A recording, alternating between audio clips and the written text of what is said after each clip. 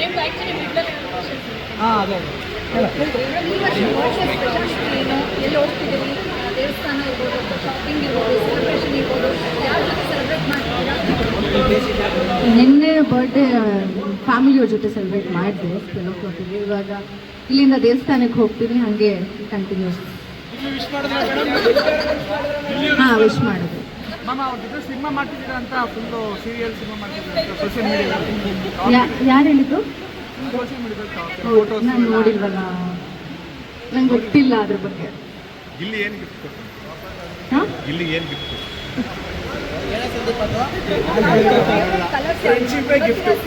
ಬಂದಿರೋದ್ರಿಂದ ನಿಮ್ಮ favourite colour ಯಾವುದು? ಅದೇ ನನಗೆ ರೆಡ್ ಸ್ಯಾರೀಸ್ ಇಷ್ಟ ಆಗುತ್ತೆ, ರೆಡ್ ಕಲರಲ್ಲಿ ಇಷ್ಟ ಆಗುತ್ತೆ ಆ್ಯಂಡ್ ಲೈಟ್ ಕಲರ್ಸ್ ಇಷ್ಟ ಆಗುತ್ತೆ. ಸೀರೆ ಎಲ್ಲ ಕಡೆ ಸೀರೆ ಹಾಕ್ತಾರೆ ನೀವು, ಸಿನಿಮಾ ಆಗಲಿ ಪ್ರಮೋಷನ್ ಆಗಲಿ ಬಿಗ್ ಬಾಸ್ ಆಗಲಿ, ಈಗ ಸೀರೆ ಉಟ್ಕೊಂಡು ಬಂದಿದ್ದೀರಾ. ಸೀರೆಗೂ ನಿಮಗೆ ನಂಟು? ಆ್ಯಕ್ಚುಲಿ ಇವತ್ತು ನಾನು ಬೇರೆ ಡ್ರೆಸ್ಸೇ ಹಾಕೊಳ್ಳೋಣ ಅಂತ ಅನ್ಕೋತಾ ಇದ್ದೆ, ಯಾಕಂದರೆ ಯಾವಾಗಲೂ ಸ್ಯಾರಿ ಹಾಕ್ತೀರಾ ಅಂತ ಅಂದರು ಅಂತ. ಬಟ್ ಸೀರೆ ಸುಗ್ಗಿಗೆ ಸ್ಯಾರಿ ಹಾಕ್ಕೊಂಡೇ ಬರಬೇಕಲ್ವಾ, ಹಾಗೆ ನಾರ್ಮಲ್ ಡ್ರೆಸ್ಸಲ್ಲಿ ಬಂದು ಏನು ಚೆನ್ನಾಗಿರುತ್ತೆ, ಹಾಗಾಗಿ ಇವತ್ತು ಸ್ಯಾರಿ ಹಾಕ್ಕೊಂಡೆ. ಆ್ಯಂಡ್ ಇಷ್ಟ ನನಗೆ ಸೀರೆ ಅಂದರೆ ತುಂಬ ಇಷ್ಟ. ಚಿಕ್ಕ ವಯಸ್ಸಿನೂ ನಮ್ಮಮ್ಮನ ದುಪ್ಪಟ್ಟೆಯಿಂದೆಲ್ಲ ಸ್ಯಾರಿ ಉಟ್ಕೊತಾ ಇದ್ದೆ, ಸೊ ಅಷ್ಟು ಇಷ್ಟ ಸೀರೆ ಅಂದರೆ. And I feel comfortable sari, ಹಾಗಾಗಿ ಸ್ಯಾರಿ. ಮೇಡಮ್ ಯಾವಾಗ ಸೀರೆ ಉಡ್ತೀರಾ? ತುಂಬ ಸ್ಯಾರಿ ಕಲೆಕ್ಷನ್ ಇರ್ಬೋದು, ಅದರಲ್ಲಿ ಹೈಯೆಸ್ಟ್ ಪ್ರೈಸ್ ಯಾವುದು?